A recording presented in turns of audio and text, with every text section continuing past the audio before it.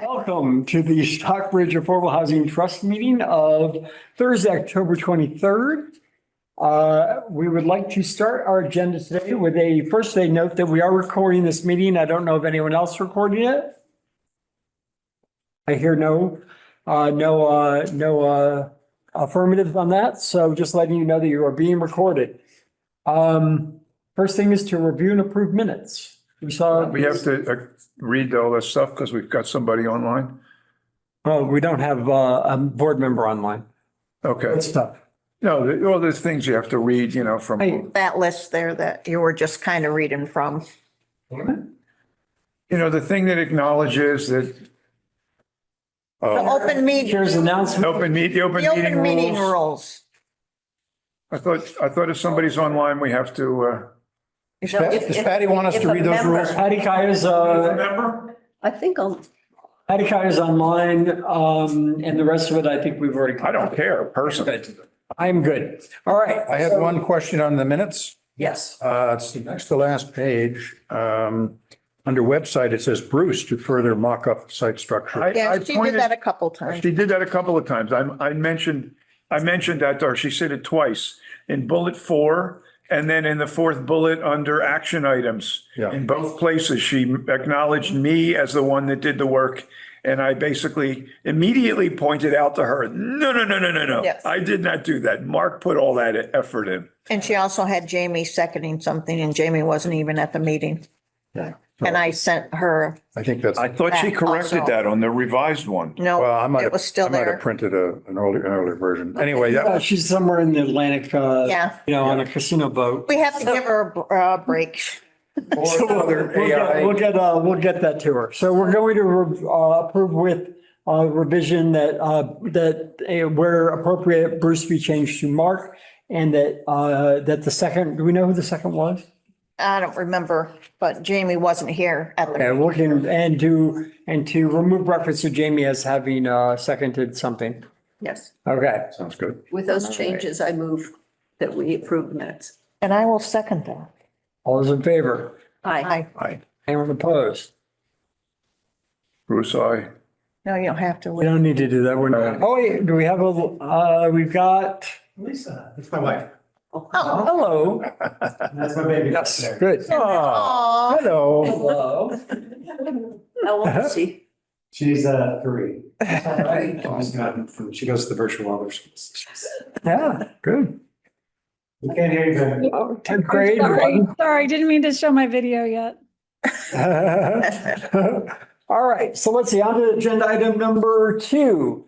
I have a copy. Does everyone have a copy of the seasonal communities letter? I will put it up on the screen for the people. Not on the action items. So that needs to be corrected. Does everyone have everyone who's present who wants a copy, there's a copy up here. And others, if you give me a second, I will do a quick share of what I have here, which is, I think, documents, Stockbridge. I love this new cloud thing, basically like this is on my home computer here. Seasonal communities, comments. All right, so I'm double clicking that and then I'm going to turn on sharing, which I may have to do over there in a second. Let's see. More security, I think. Share screen is now on. Okay. Oh, but I would have to go into Zoom. Well, you know what? It will probably be quicker. It's only one page to read it into the record. I'm going to do that, and that will invite Lisa or Eliza? Lisa and Patty to comment on that. If you feel like I must share it, just let me know. We'll take a minute to do that. Comments on seasonal communities regulations. All right. First, thank you for the tremendous work you have done on behalf of the legislature, the Berkshires, the Cape, and the islands to transform the vision of seasonal communities into workable regulations. We recognize the enormity of this task and thank you for this effort. We applaud the general thrust of the draft regulations for promulgation. Respect for local options, both in terms of adoption and the specific parameters where municipalities can chart a course that meets their needs. The increase in area median income maximums up to 250% that unlocks housing for the middle class. the flexibility in determining whether tiny homes on wheels are allowable, another local option determination, the opportunity to use undersized lots to create local housing to support our communities and their economies, the recognition that deed restricted housing for home ownership can be a game changer, especially for the first-time home buyers, including young families and individuals, the option to create preferences for essential and municipal workers. Our only cautionary observation is that for small municipalities this may create an administrative burden that may be difficult to achieve. Our towns do not have much depth of administrative expertise to compile and author these reports. One suggestion we would request, if a municipality reaches its 10% Chapter 40B threshold, you might consider waiving all or some of these administrative burdens. Finally, we would like to point out to you that much of Berkshire County is covered by nonprofit ambulance service rather than municipally run operations. As the chief financial officer of one of these nonprofits, Southern Berkshire Ambulance, we employ approximately 30 full and part-time EMTs and paramedics. Approximately 25 of them commute an hour or more from our facility. I've been told by my team that chief among the reasons for this is the lack of affordable housing options locally. We strongly recommend that you expand eligibility for these essential workers, regardless of the employer's corporate organization. Thank you for your consideration. And I will just point out that Paul Mark personally asked me to include that last paragraph. So it's a little bit digresses from the municipal part of it, but he wanted to kind of hammer that home. They're really trying to make sure that Northern Berkshire and Southern Berkshire don't get cut out of that. So does this recommendation then go beyond the artists and whatnot to try to broaden the types of employment that could be included, or? Well, they actually laundry listed the examples of folks who would be eligible under the municipal and essential workers part. And they specifically said municipally operated ambulance services. And we were like, okay, you got basically Pittsfield's covered by for-profits, North Berkshire a nonprofit, South Berkshire nonprofit. You only have a handful of municipals, Lenox, Lee, soon Stockbridge in 3 or 4 years, and there aren't much, it's kind of like, it kind of excludes people who like Coke who used to, and those are currently kind of, I don't think it's exclusive of the artist issue. It's just in parallel to it. Yeah. This is just I think Patrick is just suggesting appropriately that this be an add-on yeah. to to what's subsumed under the municipal workers. Oh, okay. That someone that's working for a not-for-profit, right, should still be considered a municipal worker and be eligible for these things over a Stockbridge fire paramedic or, anyone else. But in the first 6 points, we don't mention artists. You want me to add a line about, the ability where it says the ability to create preferences for essential and municipal workers as well as artists? You want to add something about artists in the comments? Yeah. Just so we support the fact that they have included the artists, All right. the people, creative individuals in the issue as well as municipal workers. Is your daughter a good draw? Does she draw nice things? Oh, yeah. All right, we got an artist right here in the, father of an artist right here in the audience. All right. I'm sure it's up on the fridge. As well as for essential municipal workers and artists and local artists. For essential and municipal workers and artists. Yeah. Yes. All right, we've done that. All right, so any other comments on this? No, Yeah, that's good. All right, so I would like a motion. second. Second. Oh, I would like. You gotta make- I'll make the motion. So shake your head, yes. I will make a motion that we accept Patrick's letter to be All right. sent to help. I will second that. All right, all those in favor? Before we vote, don't vote yet. Anybody from the audience have any comments on this? Is this letter posted anywhere? Nope. So that would, I would request that after you guys do whatever you're doing, if you wouldn't mind posting it somewhere so the public can have access to it. Sure. Yep. Thank you. Yes, and that was the plan. This is, if it wasn't done by Tuesday, then we can't post as part of the packet. And I'm not saying it wasn't done by Tuesday, but there's a chance it might not have been done by Tuesday. Sorry about that, Patty. Okay, now we can vote. We don't have to do it because we don't have any members. Yeah, just aye, Yes, all in favor, aye. Yes. Yeah. I think it's Any unanimous. nays? No nays. All right. First thing is done. Next thing is review and possible action requests by Stockbridge Housing Authority. That is in bold because Terry told me it had to be. I added that because it came in and, you know, I thought we should deal with it because has to do with deck repairs. The last thing we need is a deck falling off of Beaton Court. The bridges. Yes. Yeah. Did everyone have a chance to write? That was in the packet. Did everyone have a chance to read the packet on that? Yes. Yes. Any thoughts on it? I think they can't wait for somebody else to come up with the funds for it. And if we have them, we need to address it. I noticed that the total project would be $100,000. Right. Do we have any sense of where? Andrea has most of the rest of the money lined up. I Okay. mean, she's a miracle worker with that stuff. Okay, Yeah, so this would allow the whole project to go forward. that's right. I think it said that she's going to prioritize certain parts, but I'm sure the whole project will go forward. And I think the plan is for her to prioritize the parts that are the most dangerous. And she may go back to CPC in the regular cycle to address part of it. But I have every confidence, you know, their budget, she does a great job managing that budget. Because I don't remember seeing a total. Was there a dollar amount given? 100,000 It was, okay. Mhm. was the estimate for the project. Yeah. Yeah, I mean, we've done it for the other two places. Yeah. And this is an example, and I know it's later in the agenda where we're sort of the safety valve for the CPC Yeah. money for people to be able to act on things without waiting for the next town meeting. Yeah. And, And this is really dangerous, the way it looks. I mean, the holes that are in there, and she was putting her hand in the holes. Exactly. Somebody would twist a leg and, Yeah. yeah. Yeah, Um, okay. Patty, you're now in the CPC. Do you have any objection to us taking action on this? I know that this is kind of a philosophical question about whether the CPC fund should be deployed mid-year. So if you wanted to comment on it, I'm welcoming you too. I have no business commenting on behalf of something that would come before the CPC. I think that would probably, I've only been on the board for like 10 minutes, but I think it probably would be somewhat inappropriate to comment on something that's going to come before us to vote on. I don't know. Like, I'm too new, but thank you for the opportunity.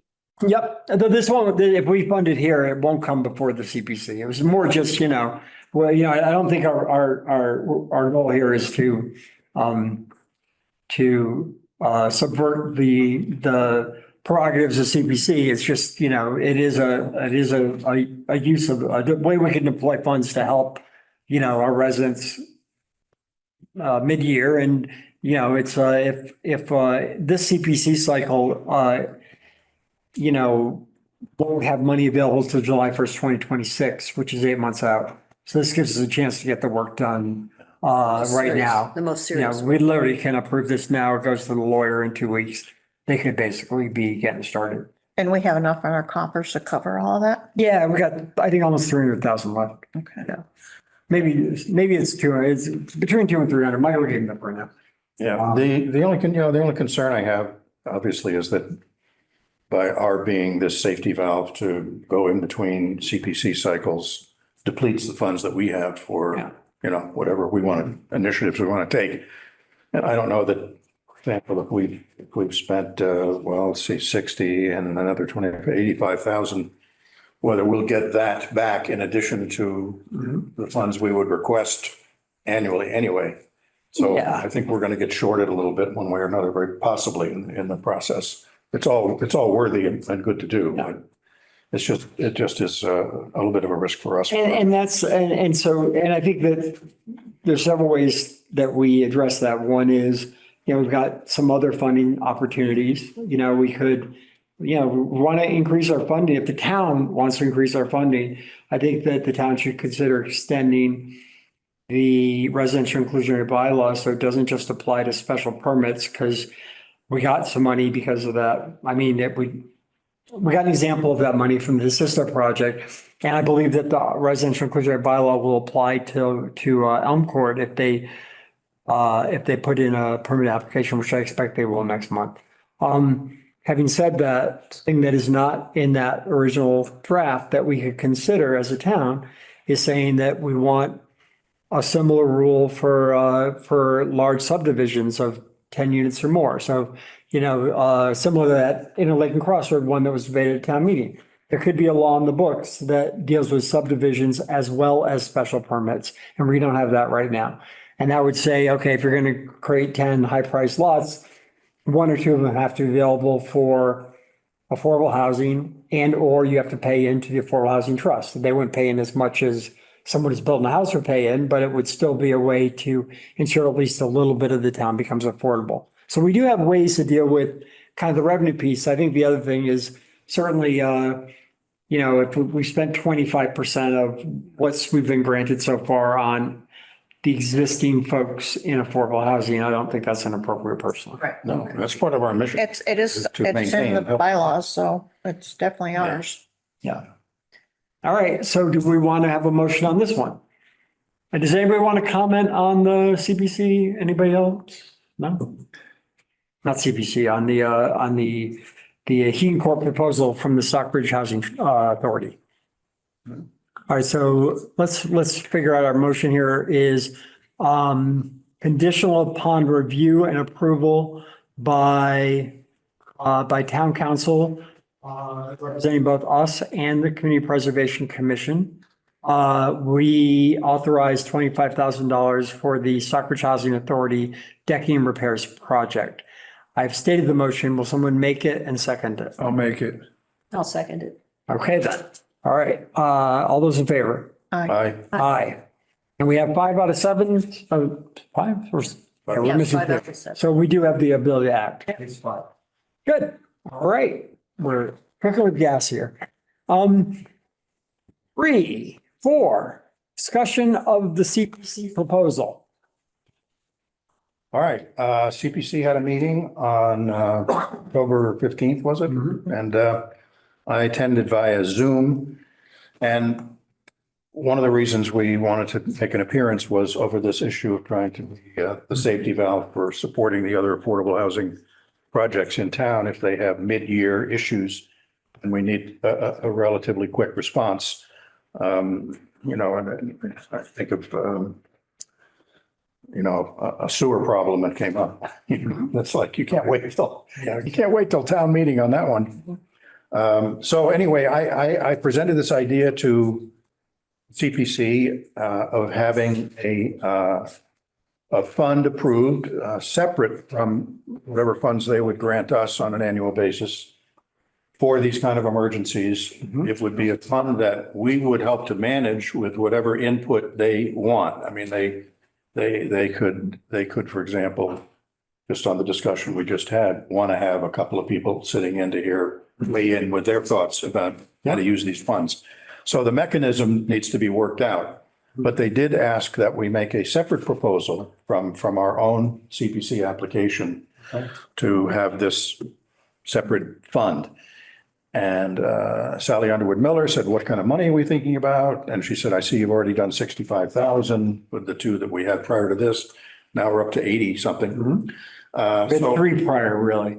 Yeah. We had 2 different ones from Construct that we did. Oh. And one is the rent stabilization, which I love. I think that's just great. Only Stockbridge, someone falls down, breaks a leg, they, might need a couple of months, but they can't go to work. So we did that one. We did the one for the roof. Yeah. And then we did the sewer.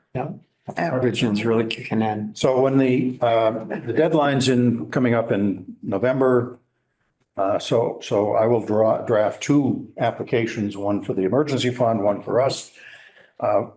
One area of discussion is what we want to put in our application for both of those. The emergency fund as well as our own application for adding to our balance for whatever we finally get. We're going to have that conversation now. What I would like to do is, if it's all right with you, I think we should actually hold off on that conversation after Mickey talks, because there's some ideas that may come out of that we want to include. Okay. So I'm going to go back to, first of all, does anyone have a problem with us proposing this fund? a more formalized fund? We talked about it before. Yeah, good then. All right. You said we thought it made sense. I don't think we need a vote on it. The CPC's proposals aren't due for 3 weeks. Yeah. And what I think we should do is schedule a meeting right before then and review whatever, Mark. The only thing is the dollar amount. Otherwise, I'm just writing whatever needs to be written and it's plug in the money and that's it. Oh, okay. So This year we came up with whenever we- 90,000, so I think we asked for 90,000. How much? I think we came up with in this cycle, $90,000, so we asked for the same amount. Yeah, Okay. I mean, what do you think? Or 100,000. I was gonna It's say maybe another, 100. Everything costs more. everything's going to cost more next year. And we have depleted our funds for in our emergency role. Yep. That could be something that I could add in the language to help bolster our request. Let's ask them for 90,000 plus 10,000 from administrative funds, because those can be used more flexibly than the CPC rule allows for the. They have administrative funds too? Yes, they can vote administrative funds as well as just general CPC funds. So could administrative be used for other more? Yeah, they can be used for a broader set of things. Okay. That could include the website, for example. Maybe, yeah. That's, We could ask. Yeah. We could ask. Okay. I don't think the website needs to cost us that much, but yeah, but things like. yeah, I mean, a few $100. Yeah. You know, Yeah. have somebody host it for the year. All right, so let's come back to the second part. And the next thing on the agenda is Mickey and Elisa. So, Mickey, why don't you give us about a 1 to 2 minute overview of the project and what it looked like? And then I'm going to ask you some questions because I've already seen it. Okay, great. I just got some handouts. Thank you. Okay. So Elisa and I moved up to the Berkshires about 13 years ago from New York City. For the first, well, I guess the whole 13 of those years, I commuted down to New York and worked in commercial construction, project management and program management. And about 6 months ago, we decided, you know what? That's not the vision for our life. We want to work together and we want to work in attainable housing. We have, since we've moved up here, been very interested in rescuing old houses that everyone told us that's a tear down. We said, no, it's not a tear down, and we rescued them. So the first 8 years, well, the first year we lived in Barrington, then we moved to Egremont. 4 years ago, we moved up here to Stockbridge. And we bought the old Ersfeld house on Southville Road. And a couple of years ago, we said, you know what we want to do? We want to start a company that builds attainable houses that are beautiful, durable, that will last 300 years, that feel incredible. Patrick went in this house and I knew it was going to feel good. You walk into this house and it does not feel like a new house. It just feels amazing. So that is our dream and that's what we're doing. It's not a dream, you actually built one. Right, we built one, yes. What made it incredible was we actually built this house with our supervision based on a very specific set of instructions with college students. They built it. And this is what really gets to the core of the affordable side of it, is that it costs $220 a square foot to build this house, including everything. It's like half price. It's half price. So, It may be a little less when you see this house. It's like, it's gorgeous. Where is the house? It's, you know where, Larywog is? The little, it sort of goes parallel to the Pike. It's between Larywog and the Pike. There's it's almost a road remnant that used to be longer before they put the Mass Pike in. Yeah. And he's kind of up in the land up in there.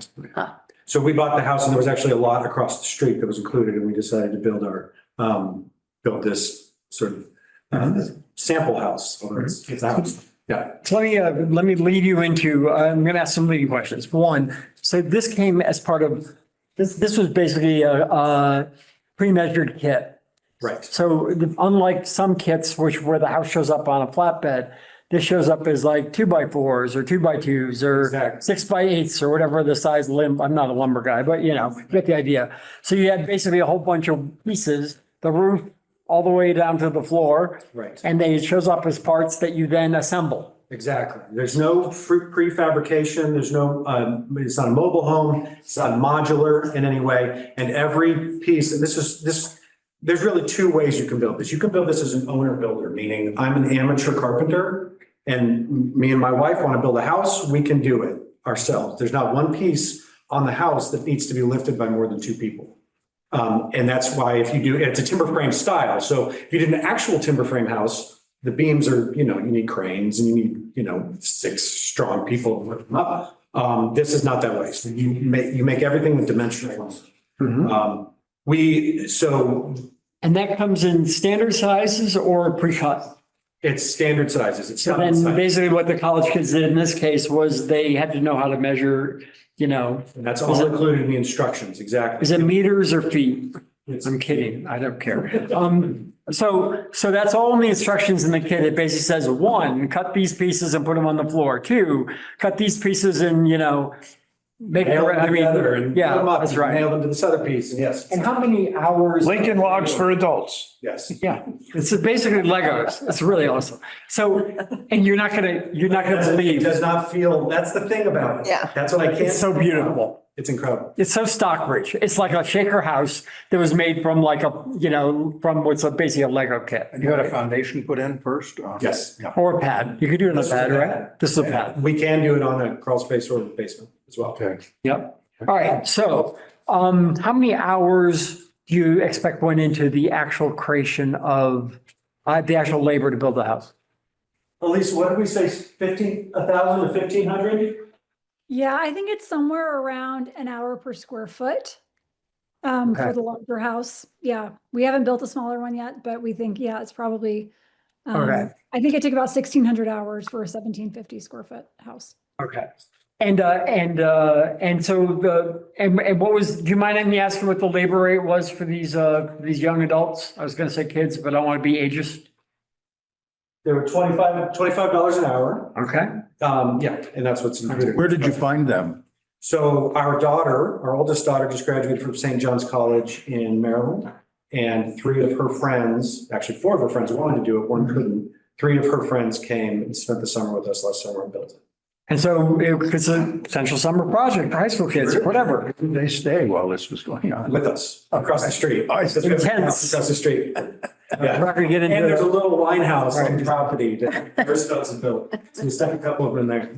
it. Just out of curiosity, what do you do for, insurance and the sort of kind of, issues of liability? Yes, so we bought insurance for them. Okay. And then the trades, the plumbers, the foundation, the Electricians. electrician. Well, we actually did the electrical ourselves, which is legal in Stockbridge with the approval of the electrical inspector. But so the pricing in this is, I actually ratcheted it up a little bit to be more accurate to what it would be if you hired an electrician. And so let's talk money now. Paying HVAC and all that was outside contractors. Well, the HVAC, no, the only HVAC, yes, the HVAC was handled by the plumber because we have radiant flooring. Yeah. Yeah. All right. So,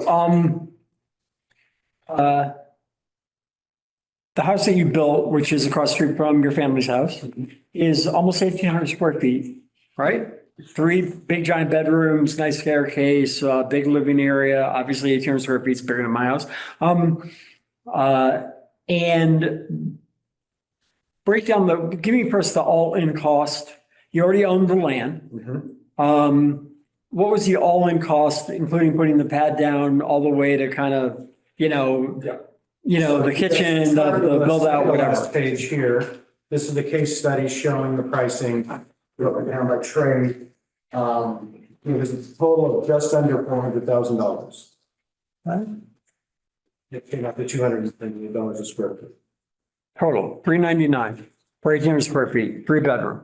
All right. Now, let's help me model in my head that, this seems like a great full-on family home. 2 other types of housing that we might want to look at both as a town and as a board. One would be a tiny house because there's some question about whether we want to look at tiny houses for singles, either elderly or first-time home buyers, and the other would be like an ADU. So ADUs, I believe, are limited to 900 square feet or less, if I recall. And tiny homes are 400 square feet or less. Now, in our conversations, there's some things that, an oven is what an oven costs, or a stove, or, a sink. So it's not like you can just cut this by a quarter and say it's 400 square feet, not 1,700, 1,800, whatever that is, less than a quarter. But obviously it would be less. So, in your experience building this and looking at this marketplace, what do you expect you could do an ADU for that was, let's say, half the size of this? And what do you feel like you could do a tiny home that would be half the size of that? So we were talking about this earlier. I can speak to the kit itself, which is really what we would control, the cost we could control. Things like foundation, plumbing, these things it would come in a variety of costs depending on the plan, right? If you're going to do 10 of these, 10 400 square foot houses, your plumbing cost plummets, right? Yeah. Versus one. No pun intended. Plumbers. They plunge, the cost of plunge. The B in there somewhere. Nobody's laughing at me. That's funny. Cost plunge. The cost plummet. Cost plunge, yes, very plunge. So that definitely goes into it. We think it's. How much do you think they plummet by? Say that again? What's economies of So scale? our plumbers were $45,000. I would say it would come down 25%, maybe, to do a much smaller house. And then at that point, that's probably, there's a floor there, Yeah. right? Electrical, it probably could come down a little bit more because a lot of plumbing is just material costs. It's incredibly high. Right. And you have how many bathrooms in your house? There's 2.5. So there'd probably only be one in a tiny home, you would think, right? Right, yeah. Unless it's literally like sleep in the steam shower. I mean, at the 228 per square foot, I mean, you're talking about building a tiny home for under 100 grand. Yeah. But the point is maybe around 100. A little bit more. The costs are going to go up. There are right. some economies of scale, so to speak, in building an 1,800 square foot versus a 400 square foot. Right. There's some fixed costs that it wouldn't go down proportionately, but still, All right. you're talking something.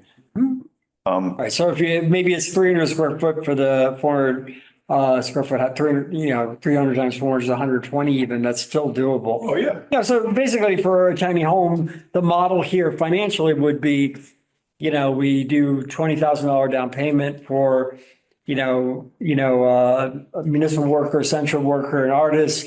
It's deed restricted because I believe that's one of the rules of attainable housing. So it can only be sold to a resident. And that's a downside if it's somebody who's in their second or third house. But for their first house where they're just looking to not to pay rent or get out of their parents' basement, I don't think the deed restriction is bad. I think you structure that in a way that they can make a little bit upside, establish credit and save on rent, and have a place of their own. So on the ADU question, our role would be if somebody wanted to build an ADU and allow the deed restriction to require to be rented affordably, then perhaps we also would kick in some money for the down payment on that work and a slightly larger one. And the ADU could easily be, I've seen layouts of ADUs where you squeeze 2 bedrooms out of 800 square feet relatively easily. It's not like expensive living, but once again, for housing, it's great, And we have a few ADU kits designed as well that we can share. We only put the tiny homes in this packet. But Are there two family homes in this? Does this company do those as well? we have not done a 2-family home option at this point. And Mickey is kind of, just to be fully disclosed, Mickey's in the Kit company business now. He built this and decided he liked it so much that he's decided to go into the business. So there's an opportunity here to work with a Stockbridge merchant vendor, whatever, on actually, doing this sort of work. Keeping it all local. Yeah, So that's do right. you also have kits that would be like for 2 bedrooms? Yes, we have a 3-bedroom, 2-bath. At this point, we have 2 options for a 3-bedroom, 2-bath Cape style house. We have a 2-bedroom, 2-bath, and then we have, Ellie, do you have 2 or 3 ADUs designed so far? Yeah, I think 3 ADUs, but you know what? We could do 2-family homes. The only restrictions on this style of building, the method is that it would be, you can't have a full 2-story, but I mean, it can be very long or, it can be a 1.5. But it just can't be wider than like 24 feet. So Mhm. we definitely Yeah. could. We haven't designed one yet, but I definitely could. Yeah. Okay. Okay. Yeah, I mean, I'd love the idea of kind of, it'd be great if we could sort of blaze a trail with I want to schedule a site visit as part of the meeting today because it is just, so when you get in and you're looking and saying, oh my God, we could do this as affordable housing. Is the model of a lot of $25 an hour labor a reasonable thing to replicate? So the original model was to support owner builders. Amateur carpenters that are building their own home, right? If we weren't going to do that and we were going to go to contractors, that would change the pricing structure. It would not change it so significantly that we would get anywhere close to market, right? It would add maybe $50 a square foot. So then you're getting up to $275, maybe $300 a square foot. You're still 40% less than we went and talked to Lee Bank and they're giving $600 per square foot construction loans right now. That's what their base is. Yeah. And so, so to answer your question, if you're going with contractors to do the carpentry, this will go up, but still be affordable. And is there an opportunity to, obviously the two of you have experience in overseeing this, and I expect that you had some experience in carpentry and other trades before you started this project. Would it be possible in your mind to evaluate and hire, let's say, a carpenter as the equivalent of a general contractor, not so much in taking on the risk and the financial requirements for a general contractor, but to say, we're going to give you the team of the four, kind of high school seniors or college freshmen or juniors or whatever. But we're going to make sure that the person overseeing them is qualified to do so. And that would, part of the vetting process might be part of kind of what the services offered were. Yeah, this is one of the visions. Ellie, you want to share the vision for contractor support? Don't give away all your ideas, but yeah, feel free to. No one watches. Sorry, I don't know which specific thing. I mean, I was going to say, first of all, right, this is one of the things that really excited us just about the kit is the fact that it is, the most expensive part of of building. Sometimes it can be the labor, and in terms of the carpentry, you can have a much lower skill, so you don't have to pay as much. But are you talking about partnering with Monument? No, we're not even that far yet, but No, it was just more talking about contractors and being able to work with contractors. or carpenters, somebody who would be qualified to oversee 4 college students says that want to learn how to build a house. All right.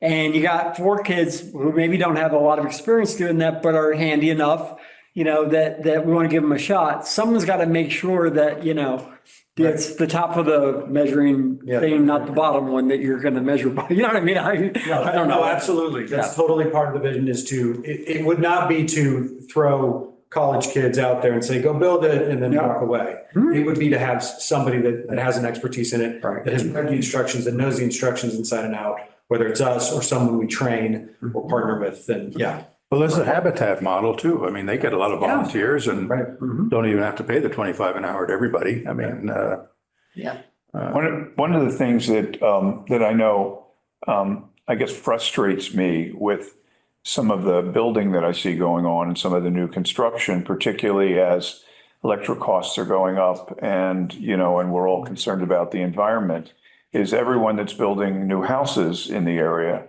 and not putting solar panels on the roof to try to do, a net zero process, in the building.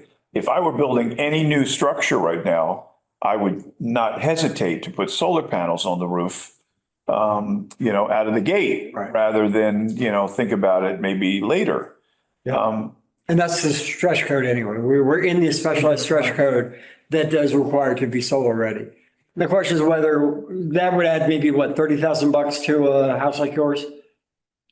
probably not that much with incentives. Maybe not even that much. The incentives are going away December 31st. Oh, really? Yeah. Now, granted, people then save on their monthly bill that can be basically Yes, covered. no, I agree. Yeah. Without the incentives, there's a value, I think, to doing it, but I just can't imagine building a house right now, putting a new, brand new roof on and saying, gee, what kind of roof? Should I put asphalt on it or metal, or maybe I should put solar panels on. What do you find? Not have an electric bill going forward. What do you find? Obviously, the construction that you did follows the stretch code, and that means the insulation is there and all the rest of it.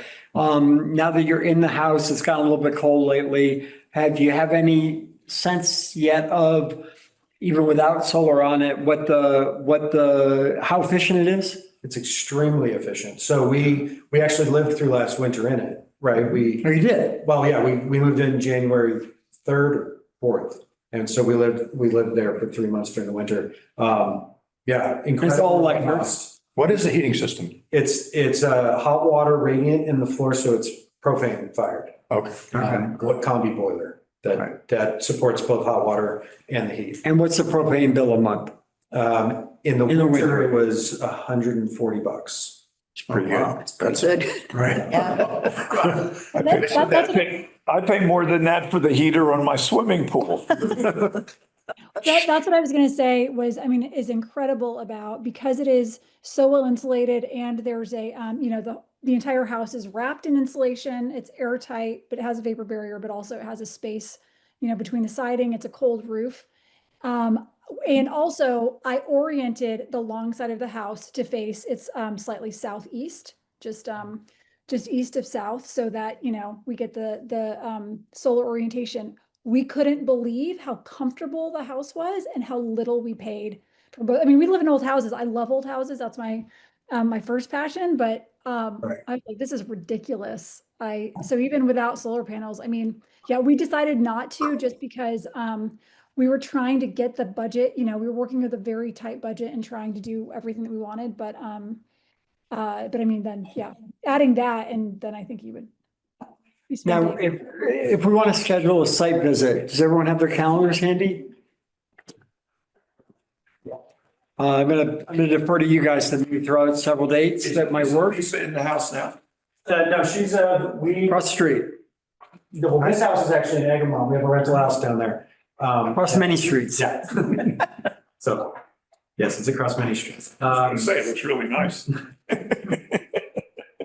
But you'll get to see the other one. So we are free, actually, we're gonna be, but Okay.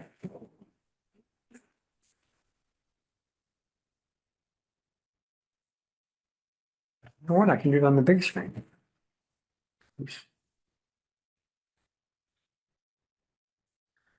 all right, so I'm assuming not this week. So next week we could do Monday, Tuesday. Oh, no, it's November 3rd. Next week we could do Monday, Tuesday, or Wednesday. Like a late afternoon thing, or? Anytime, Monday, Tuesday, or Wednesday. Yeah, I mean, I'm basically, Can we go, can't do Monday afternoon. So can we go a Tuesday. week later than that, when Liz can be back? Oh, yeah, that's a great idea. When who? Yeah. When Liz will be back Oh, yeah, in? yeah, that's right. The week of the 3rd, election day is the 4th. Yeah. She's gonna be, That takes 2 minutes though. yeah, I think it's like, Third, fourth, fifth, I'm free. Yeah, we're open all the way. Wait, through no, I'm in Tuesday, December not now. Friday. Anybody care that 4th is election day? I don't care if it's election day, it only takes 2 minutes in this town.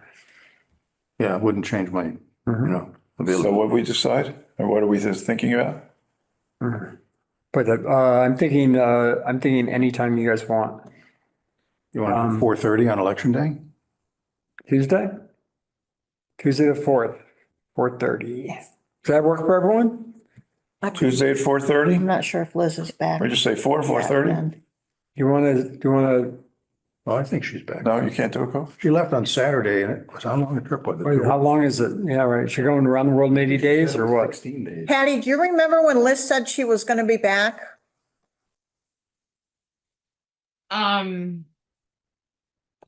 I thought that our meeting was scheduled for the day after she got back or something like that. I don't quite remember, sorry. And when's our meeting? I'm sorry. Our next meeting is until December 8th. Oh, okay. No, Yeah. she's, She's out. okay, thanks. Let's try this. Liz. Why am I thinking she's not It's gonna be just- back? Last email that I have from her just says to return sometime during the first week of November. Yeah, I thought she was gonna be back like the 4th. That's the day I thought And we she should was gonna wait, be we back. should wait after that then. Do you know when you will be back? Hold on. Where is she? She's getting, they have some service there. We want to schedule a house. Cell phone's working. Site visit for, what is it, November 4th at 4:30, we said? I'll try her cell. That would be fun. If and only if. Calling her. Yeah. Okay. Why not? It's real time. If Congress did this, we'd have the no shutdown, you know? Yeah. Talk to each other. Probably not gonna go. Oh, you're calling her. I am. Even better. Yeah, and she's saying, oh, this is Bruce, decline. Yeah. What the hell does he want? I'm on a cruise. Well, we can pencil it in for this. Yeah, let me pencil in for the 4th, and if we can't do it. We can do it the following week. I'm gonna edit that as a camera. The mailbox is full. I cannot. She really did. I can't, well, whatever. No. I'm not gonna say. So- All right. What are we doing? Are we doing? So we're gonna tentatively say, we can just push out to the 11th. That works. I mean, Both open for me. why don't we do the 11th? Yeah. Because we know she'll be back by then. All right. All right. So we have now. 11th? Yeah, What 11 time? at 4:30. Now, No? Well, we don't want to interfere with dinner hour, getting a family dinner ready either, so probably be there a half hour or so. I think we'll be there. Yeah, well, for me, it was even 15 minutes. I mean, but you get a sense right away of what we're talking about. Now, listen, our site visits are generally open to the public. Do you have any problem with that? No. Okay, good. Just making sure. Okay, it's not sure. You're saying 4 or Are we 4:30? doing 4? 4 o'clock. Let's say 4 4. o'clock on the, That's On the Veterans Day. Yeah, it's okay. What's the address? Is it the address that's on here?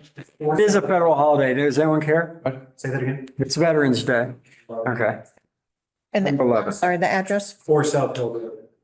South Hill? Yeah. South Hill. I don't even know where that is. I've lived here all my life. I don't even know where There's South. only two, well, there were only two houses. And it goes up a hill. There's- Yeah. I know the general area. It's right off of Larry Wag Crossroad. Yeah. You know, that connects, so it's like North Church is right there and then South Hill is just a little dead end street there. What's Yeah. funny is Liz Wheeler actually lives on Hill Road, like right over the turnpike from us.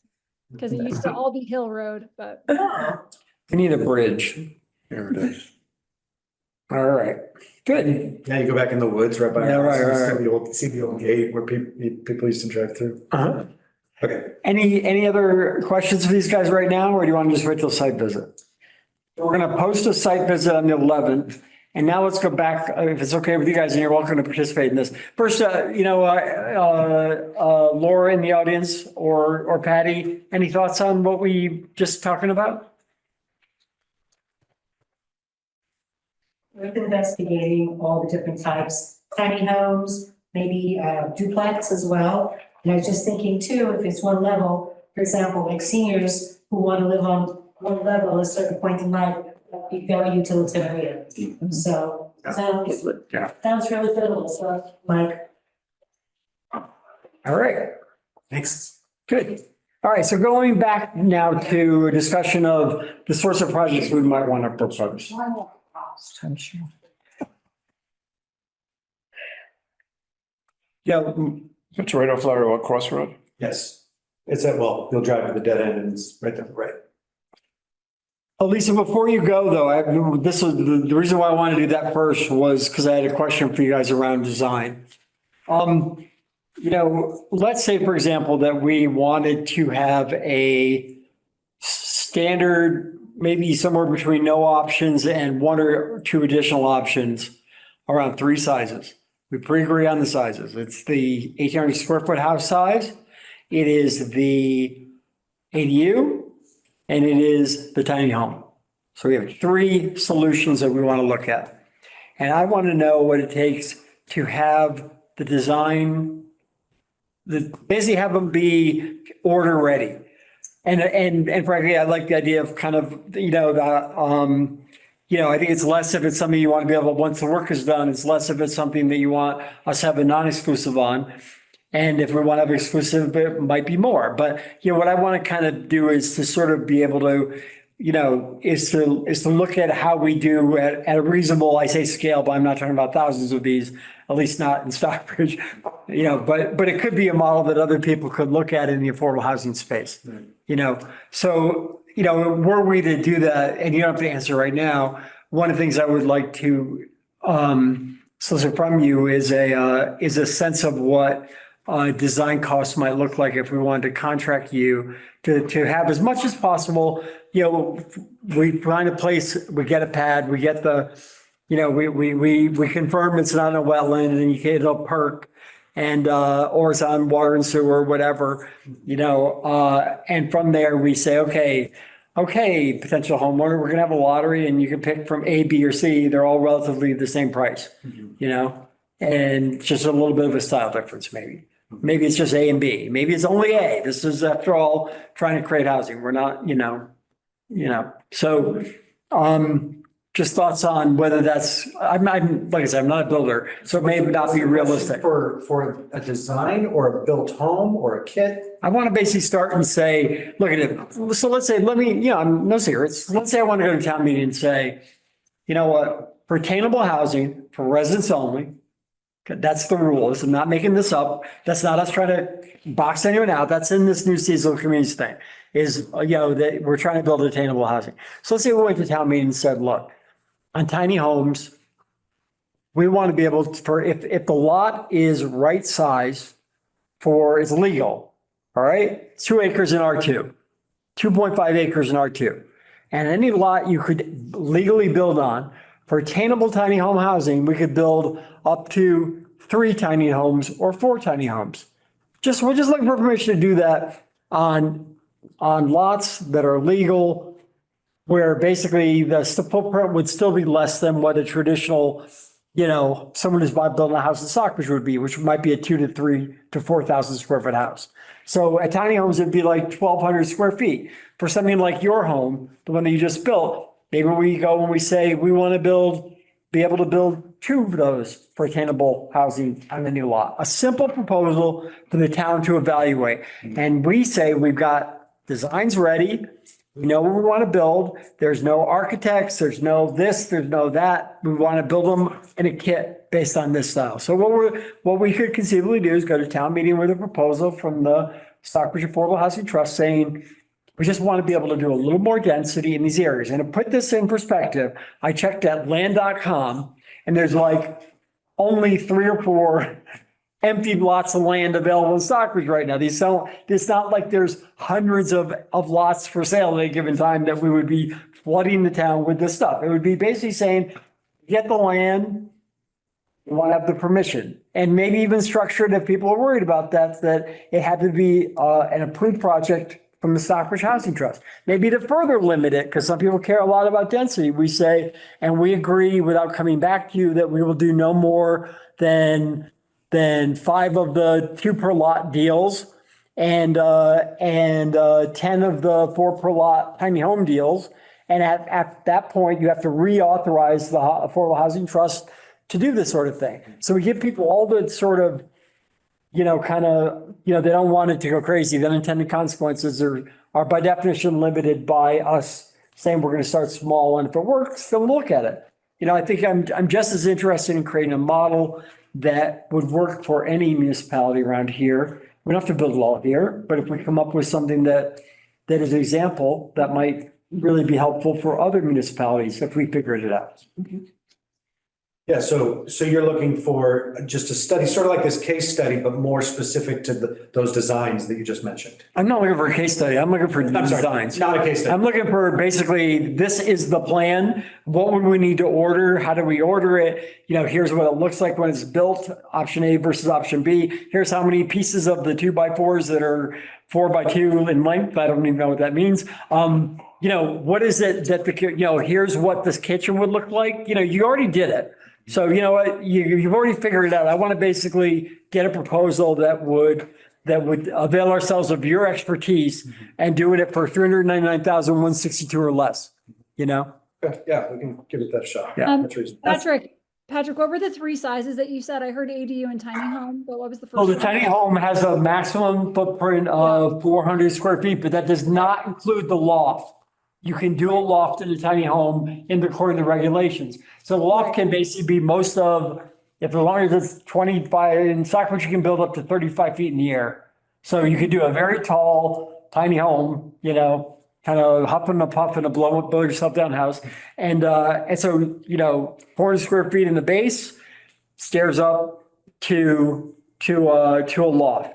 Now, in that case, we might want to have the ADA compliant option. So it would be even a smaller living footprint, but for somebody who wasn't you know, able to use stairs to a loft, all right? Yeah, which are the ones that, yeah, that you have right now? 400 square foot is a tiny home. The regulations around ADUs are 900 square feet. They don't have to be that big though. I've seen a lot of ADUs in the 700 to 800 square foot range, even 600.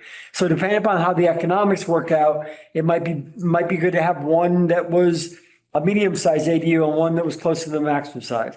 And then the third would be something similar to you have where you've already built, we could literally do what you built. $399, it meets my needs, you know? So you're looking for what would be in the kit building? I'm looking for the design, the look, the renderings, basically like the dog and pony show on what it would take to basically be in the business of helping people attain these homes. Got it. Well, it's a big undertaking to come up with all of that information and designs and whatnot, but, We would pay him.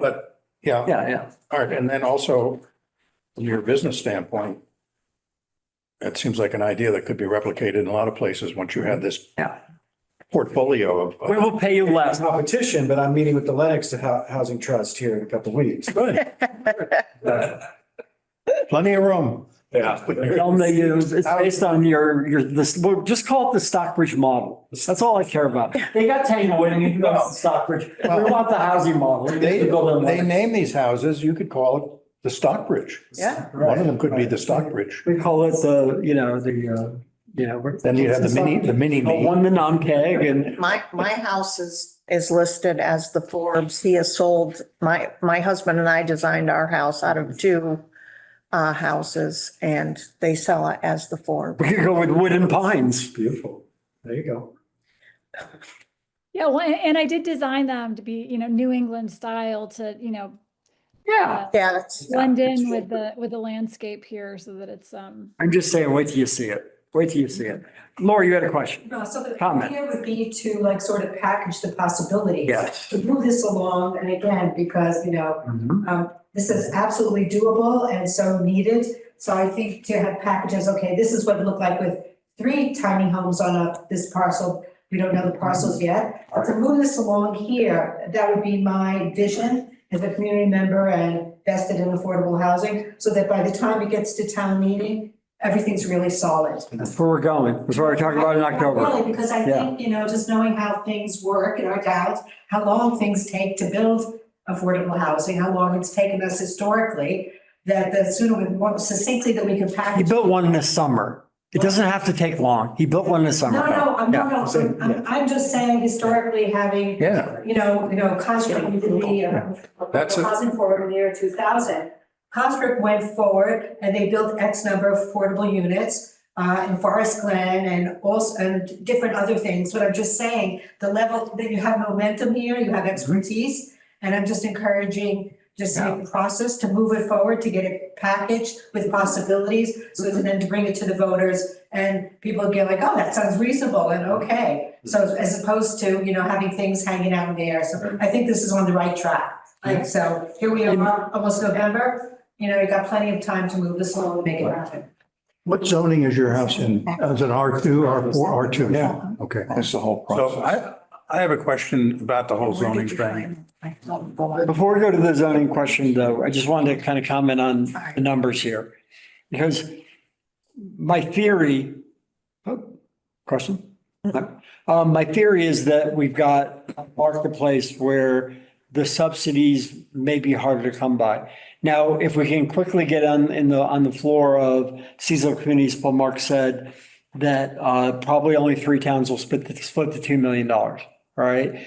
Now, to put it in perspective for this idea, all right, with $2 million in this idea, we could do a $20,000 down payment on 10 tiny homes and 5 down payments of $40,000 on the larger homes. Right there is $400,000. $700,000, we could then use $300,000 to buy some land, which is actually in the ballpark of where we could get a couple of parcels here in Stockbridge, depending upon where they're located. And that basically could be how we could package a deal to the state for $700,000. Now, at an individual level, let's do the math. All right. So let's say that all in, if we could figure out a question on the land, your price of $399 included septic and a well, right? Included. Not a well, not a well. Not a well, okay, but wells are what, 20 grand? Yeah. All right, so let's say the 400,000 is the price, 420 is the price for the 1,800 square foot. Now you take out 40,000 for a down payment, 380. I think the mortgage on 380, depending upon the rate you can get. Oh, wait, 360. Well, he's saying 20,000 for a Oh, well. well, okay. Now, if it's on water and sewer, then it'd be this price minus his septic cost, which might be, what was the septic in here? 32.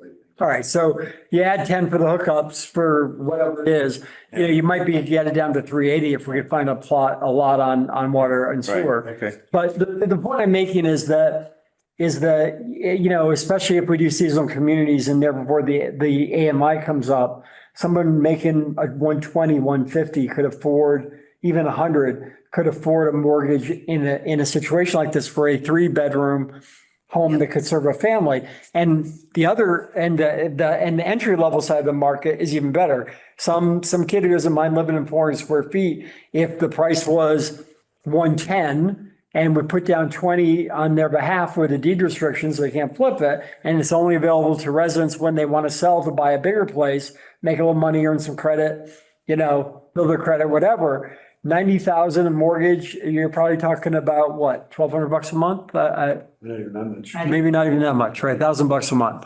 Now, rents right now in Berkshire County, I think the average is around 1,700. In South County, they're more like 2,500. So you're basically talking about somebody can get in way lower in the rental market. And the state's trying to build rental units at $600,000 a piece. And I think it's going to be way harder to attract certainly federal funding, even state funding with all the pressures of the state budget. This is like a good short-term project for us to focus on because we can bootstrap it. We don't need outside help. And to your point, Coke, from when do you mind if I tell the story?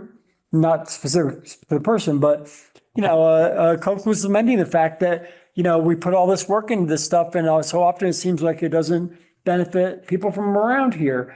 This is something that if we're not accepting, a whole lot of, not a whole lot, if we didn't need federal help, we'd have to follow just federal rules. And maybe, if we were to come up with money even on the land ourselves, maybe not even have to follow all the state rules. Now, we're still going to do fair housing. We're still not going to discriminate or do those things. But, but the fact of the matter is that setting up what the lottery works, we're going to have a lot more flexibility on something like this than we might have on Brushwoods, where Lennox thought they were getting something that the people of Lennox could move into, and it turned out that most units have to go somewhere else, So. Well, so one of the big expenses obviously is land for any development. You already had the land? That's not, Yeah, it was part of when we bought the. all right, so that's not included in this 400,000. All right. So, having a little more density, means the cost per unit, if you can have 5 or 6 or 8 of these things in a couple of acres. Now, I don't think we can do that by the town. We can't, that's what we need to, the way we fix that, look at the politics of this town around density are, it doesn't seem to ever change. It's been that way for 40 years. I think that the way we deal with density is we ask for the right to do something and we put some guardrails up, like, for example, like I said, total of 40 units over 5 years, or 25 units, which is in our housing plan, at which point we do a report to the town and we ask for reauthorization. That's going to be the best way for us to make an argument. This is going to have negligible impact on density. And I'll tell you this, I said this before, I would have no problem having a little bit more density in my neighborhood to have more kids. Everyone's noticed the kids on Main Street now. And, it's like kind of we get used to the way it is now. The way it is now is broken, all right? It's just broken. So, I think that there's ways to deal with it, but, in the absence of us getting permission to do something through a zoning change that we can put forward, we would simply need to up the price per unit to reflect what What about if land costs are. 40B to get around those restrictions on the zoning? Yeah. It's conceivable. It's not my expertise. The other question is whether or not, It's the zoning. yeah. People will say, oh, Who's yeah, on we the really zoning should board of have, appeals here? I forget. we really should have affordable housing, I mean, but we can't change the density. And you can't get affordable housing with the density rules we have. who's on the zoning board of appeals here? I forget. That would be Mark. Yeah. So That's a great idea. This Yeah. just, It's another way to do it. this just really bothers me that if you want to build a two-family home in an R2 right now, you have to get a third acre. The problem is that Crazy. the only problem is now I'm not a nayer. I love every idea on the table is a good idea. For us to have standing to go to the ZBA, we have to own the property. And the problem with us buying a piece of property, then having the town say, the ZBA, even 7 people, I think we could win a vote. I really do. But for the ZBA to not necessarily say, well, we've got the type of ZBA where we have to take the narrow view versus the expanded view, we could end up with a piece of property that, we couldn't build on, or at least we couldn't build it inexpensively on. Can we put together something in time for Yes. out of this 3 million? Or whatever Paul Marks. I mean, look, I would encourage everyone to encourage the select board. The regulations are going to be promulgated in early mid-November. We should get a special town meeting. People do them all the time. We have the clickers. It's not like they cost a lot. It's literally people show up and we have a vote. If we have that vote and we're approved, Paul Mark thinks only 3 of them are going to, for this fiscal year, which ends in June, he thinks that there'll be a maximum of 3 of us out of around 20 that are pre-approved. We're going to have actually accepted it. And that's what puts $700,000 in. For that meeting, we would need not only these wonderful plans, but a parcel, a very specific proposal. No, all we need is for seasonal communities to get approved. Oh, but what about, does that allow us to? Then we could go in May back with our proposal around this stuff. And we could talk about this in the meeting. Say, this is where our vision is. It's home ownership. It's people with reasonably good credit or first-time home buyers who are it's people who are working jobs in our community that we need. This is our vision. Here's how we're going to do it. Approve the funds if we don't have a real specific proposal with a parcel. In other words, if we're trying to get. I think we would have to quickly do the proposal and get the stuff together, but we could work, winter months, it's like, Have an idea of right. what land parcels Sure. possibilities. Yeah, because most opposition to this stuff, what I've been reading around different places in the state is there's a tendency to feel supportive of affordable housing, but as soon as there's a specific plan, then. No. And I think that all we do is we keep traipsing people through his house and say, who could have, I mean, it's like gorgeous. It's like, wait till you see it. It's like kind of amazing. Patty, yes. Do a YouTube. house. Wait, hold on one sec, Patty. Can I just? Hold on. Yeah. Can I, a clarification, because you guys keep talking, Patrick specifically, and I know even at the last meeting, about referencing what Senator Marks said about the funding. So there's $2 million available for the seasonal communities. Is that specific to just the Berkshires towns that adopt it? Because 14 towns have already, of the 25, have already adopted the designation. So who is eligible for the $2 million pot? Nobody's adopted it without the regulations, I thought. Nope. You're telling me that there's been town meeting votes in 14 of the Cape Cod communities? Yes, 14 of the 25 eligible cities and towns in Massachusetts that were legislatively designated as seasonal communities have accepted the designation at town meeting What town meeting was this? in the spring. Okay. What Paul Mark said is 3 towns, so I would check with Paul Mark. I will do that. I can send you, we've been doing tracking. I can send you the sheet. It includes the warrant number and all that. All right. The warrant. We will do that. But Paul said that he expected 3 towns to split The 2 million, and maybe they'll be competitive then. Maybe you're saying it'll be only 3 towns across 17.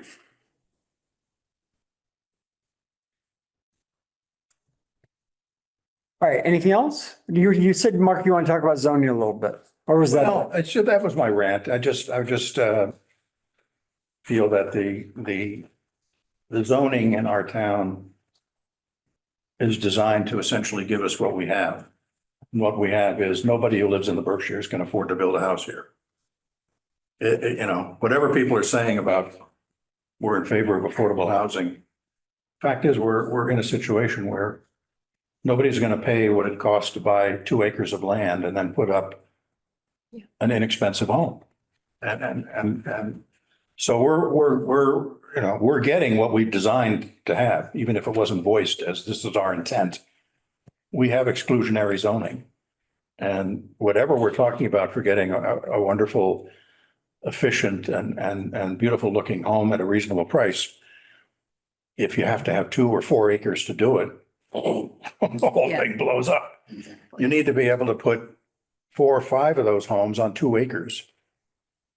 And, have a little more density. It's still not going to look like suburbia. It's not going to be Wellesley Hills. It's still going to be Stockbridge, but we need a couple of these places around town where we can put a few extra homes in. Yeah. Without having to observe rules that at this point are preventing us from advancing our agenda, in my opinion. I have a question, if that's cool. Can I ask a question? Yeah, but I want to just go back to this for a second. So Patty, do you know besides Provincetown, Oak Bluffs, Edgartown, and West Tisbury, 3 Martha's Vineyard communities and obviously Provincetown, according to the notes I have in front of me now, it says as of October 25, 4 towns have formally accepted. Do you know what you have, like vote records for these 10 other ones? You know what they are? Yep. Do you want me to literally, I'm going to send you the spreadsheet in 2 seconds. Do you want me to just out loud for you? Yeah, why don't you put it on so that people would know if anybody's watching this? Sure. The towns that have accepted the designation so far at town meeting are Provincetown, Wellfleet, Truro, Eastham, Chatham, Orleans, Edgartown, Oak Bluffs, West Tisbury, Chilmark, Tisbury, Nantucket, Aquina, and Gosnold. There are 20 in the legislation. There are 14 that have passed so far. Did you say Wellesley? Yes, No. it must be Wellfleet. It must be Wellfleet. Wellfleet. I misheard. I'll also Yeah. follow up with the spreadsheet for you. I don't Are think those- Wellesley would are be those considered all I don't think so. On the Cape, seasonal communities. yeah. I think the only towns involved in this are Cape and Islands and the Berkshires. I don't think anything else in the state is seasonal. 23. Okay, all right, we'll look at that. Okay. Anyways. Okay. Please appreciate You it. had a question. Somebody had a question. You had a question. I had a Yeah. question. I had a conversation. with He's Mike welcome. Morales probably 8 months ago now, right after the Affordable Homes Act passed. And my impression 15 months of the ago. conversation was that that the towns could no longer discriminate against building homes based on acreage. Is that only under the seasonal community overlay, or is that for all homes? He told me that you had to have the setbacks and you had to have the frontage, but the acreage no longer could be. I don't know if it's gone that far. Yeah. And it was brand new when I Yeah. talked to him about it, so maybe. I think for ADUs, that would be the case that, you wouldn't have to have the same zoning. If you have an existing house and you have room for an ADU, that you could put that in, which might give you 2 structures on 2 acres, but I don't know beyond the ADUs whether it's gone that far. That would be a big deal, and that would be overthrowing. Right, but that was, and that's why it was so surprising to hear it in the conversation I had with them. But Yeah, it sounds like that's not the case, or. well, that hasn't. Well, the only issue around zoning is that the seasonal community designation provides the opportunity to reduce So we could basically say an R2 only needs to be 1.5 acres or, so there is, Building. there is potential for within the seasonal communities designation, to basically modify, how much is an R2 designation. It may not be fixed on 2 acres. The town may have the ability to say, well, we're going to call an R2 1.5, or we're going to call an R1 0.6 or whatever. Well, that's progress, but it still doesn't, Yeah, it really doesn't do that much. having to buy 1.5 acres is still no way to get an affordable house out of that. Correct. So this is what. Not a single family home. Yeah. You could put a duplex on it, potentially. Yeah. But I mean, I think you need a place where you're going to do 3 or 4 duplexes and all. Yes, I agree. That's, I mean, it's the only way to get, Yeah. anything built today. I mean, between the land costs and the construction costs and materials and stuff, it's great admiration for what you've accomplished there. It's terrific. Yeah, thank you. Blows the doors off of the prices we keep hearing about. Yeah. People can't believe it, Yeah, but I have the data and I have the house. yeah, yeah. Yes, you do, which we will see. Yeah. Okay, on to the next thing. Marketing and fundraising. Well, I made a little progress on the website. There's the name coming up for what kind of a .org we'd want, and I thought Housing for Stockbridge would be a good one. It's sort of it's overall, it's opening. It's as opposed to Stockbridge Housing. Housing for Stockbridge just sounds more open and positive. So that's available. So that's what I was thinking was the name. And I've started working on a website builder called Squarespace. And supposedly your average numbskull can do it. So we'll find out. Being an average numbskull. I've built a couple of them on what was the Hey Daddy? What's the other one? That's GoDaddy. I worked with GoDaddy, but this one was recommended by a really good source, somebody on the internet who builds websites, and he went through all the options. So I've started working with that, and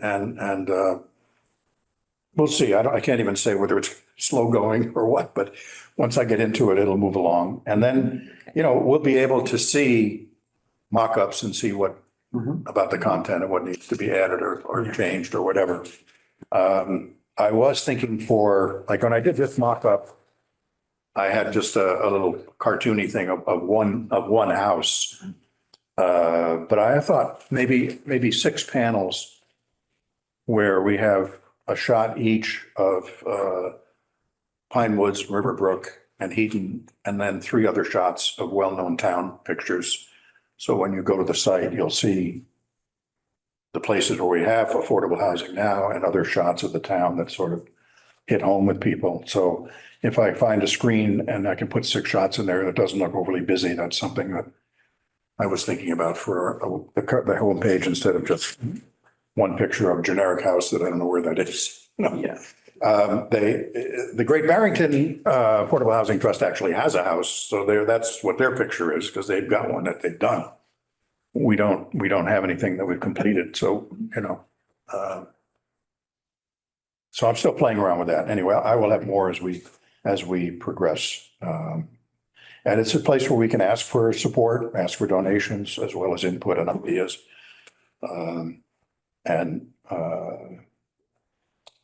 Way to, as I say, build a constituency for what we're doing, keeping people informed. I think if you went up to the average person on the street and said, what do you think the Stockbridge Housing Authority, Stockbridge Affordable Housing Trust is doing, they wouldn't have any idea. Well, we need to do a better job with that. There was an article in the Eagle a couple days ago about affordable housing trusts. Was there? Yeah, I didn't read it yet. About the Stockbridge? It was about Berkshire County housing trusts. Like, what are they? Affordable housing trusts. Yeah. Well, some have been around, longer, and Great Barrington certainly has, and they've put some points on the board and really created a lot of housing, but with density and projects that never passed muster in Stockbridge. So our approach has to be different. And somehow we have to squeeze in a little more density in a few spots around town to meet our goals. Laura I wants was to just say gonna say something. that once it moves forward in terms of designs and approvals, I've seen other towns, including in other states, having mock-ups on their affordable housing sites. And I've seen advertisements on beautiful posters of like the 3 different houses that are going to be built. So we could also incorporate those onto a website as things move along and even have those make a poster. You know, Northfield, Connecticut, I saw such a thing, for example. So just suggestions. Maybe your house will be one of them we can use. A walkthrough of a video. I We mean, have, Yeah, really, you know, welcome to, and let us show you. Yeah. I think that, I gotta go. you gotta go? I Yeah, got 6. if you're in 8 minutes, one comment. Better get I going. think that for the next meeting, what I would like you to think about is this, for us, place of marketing. Is our purpose to communicate what our plans are, which would be part of rolling out, for example, the entire discussion that we had at this meeting? Or is our purpose to generally inform the public about general housing challenges, that I think frankly, they've got a million other sources for? I think that what we should consider is focusing on what we've done so far. We did the housing production plan. We did the 4 things that we just did in funding, et cetera, et cetera, et cetera. And then if we come up with this plan for town meeting, that's great. I'm going to make one last comment. I'm going to just read this. The select board 3-2 put forth, Fleet Select Board put forth Article 32. It was the same discussion we had here. Should we do it before the regulations are out? 3 said yes, 2 said no here, 2 said no, 1 said yes. That's all right. I'm not gonna, you gotta go. In short, it failed at town meeting. All right, so I would just like, if we get a list with claims that something's going on here, that 14 people have already approved it, I would like someone to vet that list when it comes in so that we can make sure that we know what we're dealing with. Because maybe we don't need to have something done really quickly if 14 have approved it, but if really 14 were pre-approved and the real number is 2, that accurate information here is going to really matter in Yeah. terms of both our decision-making and the town's decision-making. Yeah. And I just caution that nobody's expected to know what's going on in Wellesley specifically, but Article 32 failed. It I did not just pass. wondered if there's a clearinghouse state agency that's keeping. I think we got to call the towns themselves and say, have you adopted it? You know, if we think there's 14, well, we know it's at least 13. All right, motion to adjourn. Second. Set our date for the next meeting. Well, we're going to meet on the 11th and it's a public meeting. So do you want to do it the 18th? Do we want to, or do we want to just come here after we visit their home and have a meeting? 4:30 to try to have a meeting at 4:30 on the 18th. Think we'll be at your house more than half an hour? Have the meeting, oh, you got to be. Yeah. Yeah. Yeah, no, it's 20-minute tour and then we can all drive over here. So 4:30 on the 18th, 11th. The 11th. 11th. Okay. Sounds good. I don't want to do a public meeting though on Veterans Day. Oh. So I don't, Scheduled for 4 o'clock on the 11th right now. everyone was free the 4th. How about we do our next meeting on the 4th? I don't know if Liz isn't going to be here. I don't know if she's going to get back. Right. I can text her again and Because see. she thanked us for. We want to build house. 11th. Let's do 4:30 and 11th. 4:30 and 11th it is. Okay, thanks. Motion adjourned. Second. All right, thanks. Aye.